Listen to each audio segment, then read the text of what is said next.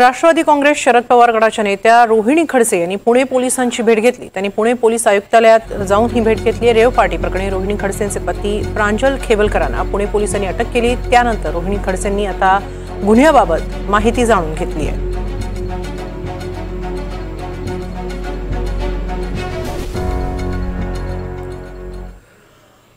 प्रांजल खेवलकर यांचा वैद्यकीय अहवाल माध्यमांना मिळाला असला तरी कुटुंब म्हणून आम्हाला मिळाला नसल्याची खंत रोहिणी खडसेंनी व्यक्त केली। त्यांनी ट्विट करत ही खंत व्यक्त केली आहे। त्यांनी काय म्हटलंय पाहूया। डॉक्टर खेवलकरांचा वैद्यकीय अहवाल प्राप्त झाला अशा बातम्या प्रसिद्ध होत आहेत। कुटुंब म्हणून आम्हाला तो अहवाल अजून प्राप्त झाला नाही।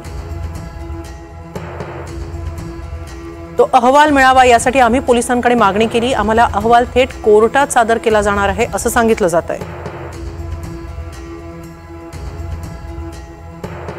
सध्या तो अहवाल माध्यम प्रतिनिधींना मिळाला आहे असं आम्ही वृत्तवाहिनींमध्ये पाहत आहोत। आपल्याला मिळालेला अहवाल आम्हाला द्यावा, आमची बाजू मांडण्यास अहवाल उपयोगी ठरेल अशी माझी माध्यम प्रतिनिधींना कळकळीची विनंती आहे असं रोहिणी खडसे यांनी म्हटलंय।